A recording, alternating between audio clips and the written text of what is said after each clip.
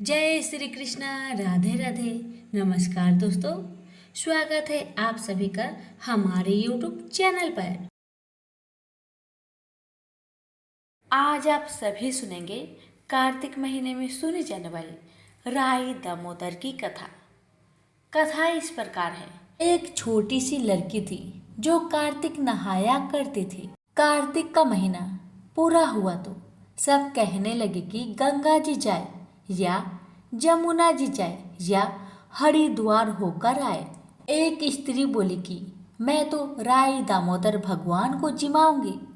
सब पूछने लगे कि वे कैसे होते हैं। स्त्री बोली कि मोर मुकुट, गले में बैजयंती माला और हाथ में पीताम्बर ऐसे होते हैं राई दामोदर भगवान। वह लड़की अपने घर आई, भगवान की रसोई बनाई, मंदिर में आई, बोली आओ मेरी भगवान आओ जिमो। मंदिर में भगवान नहीं मिले।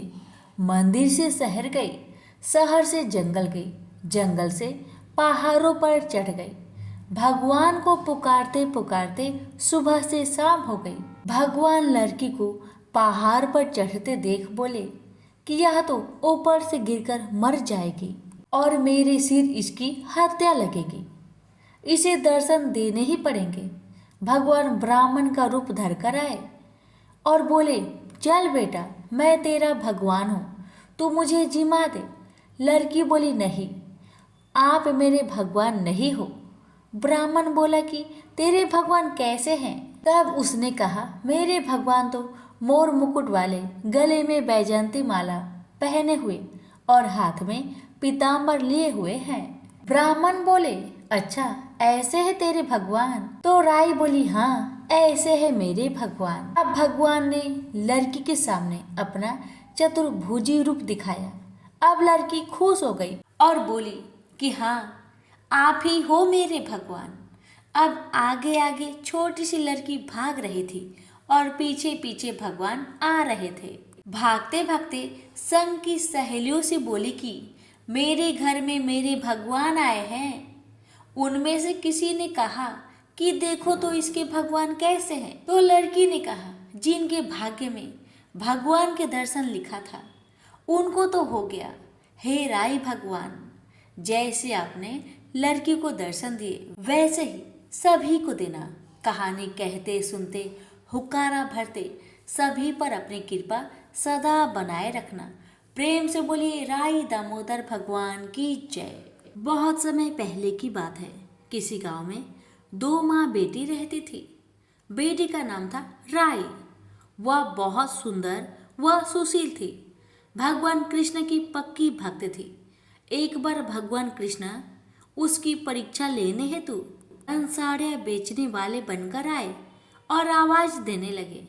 राई अपने माँ से बोली मुझे भी 10 साड़ियाँ चाहिए। माँ बोली मैं पैसे कहाँ से लाऊं? बाजरी है, वो ले जा। बाजरी के भगवान ने फूंक मारी तो फुस उड़ के राई की आंखों में चली गई। राई जोर जोर से रोने लगी। भगवान वहां से अंतर ध्यान हो गए।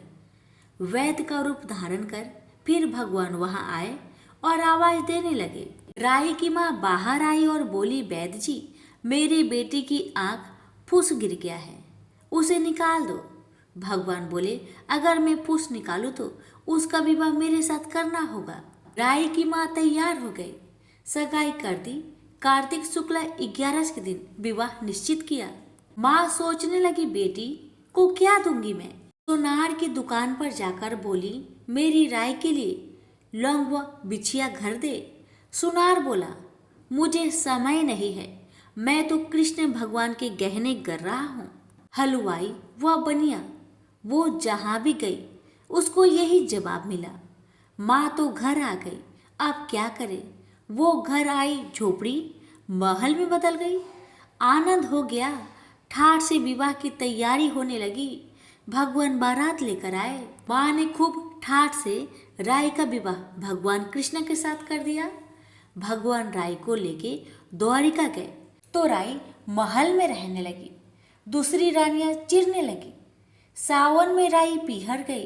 भगवान ने सोचा राई के तीज भेजूं। 7 जरी के 20 व 5 सोने के पचेटे रखे। 2 हंसों को बुलाया। वो बोले, सीधे राय के पीहर जाना, कहीं मत रुकना।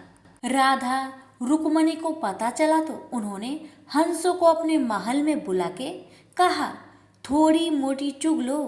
हंस आ गए, मोती चुगने लगे।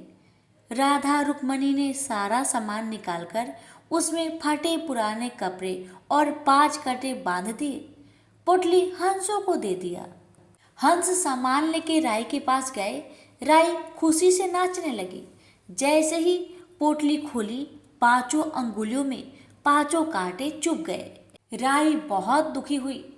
सावन खत्म हुआ तो भगवान लेने आए। राय भगवान से बोली, नहीं भगवान, आए तो राय दूर दूर हो जाए। भगवान ने सोचा कोई बात नहीं। राय फिर भी नहीं बोले। इतनी पर भी राय भगवान को अपने महल में ही जिमाती, भोजन में दही जरूर देती। एक दिन भगवान बिल्लो गाना के दही खा गए। अब राय दही कहाँ से रखे। भगवान गुजरी बनकर दही बेचने आए। राय नीचे जाकर बोली, थोड़ा दही दे दो। गुजरी रूपी भगवान बोले, राय तुम उदास क्यों हो? हमने सुना है आप भगवान से नाराज हैं। राई बोली, मुझे क्या मतलब, तू जा। तो गुजरी रूपी भगवान से बोले, हम सहेली जैसी हैं, तो मन की बात कहो, मैं किसी को ना कहूँगी। राई ने सारी बात कही। सुनते ही भगवान को अचंभा हुआ और वे असली रूप में आ गए और बोले, ये कैसे हुआ? मैंने तो जड़ी के बेसुआ सोने की पचेट भेजे थे। भगवान ने हंसों को बुलाकर पूछा, तुम कहीं रुके तो नहीं? हंस बोले, राधा रुक्मणी के महल में रुके और कहीं नहीं रुके थे। भगवान ने राधा रुक्मणी को बुलवाया और पूछा, आपने ऐसा क्यों किया?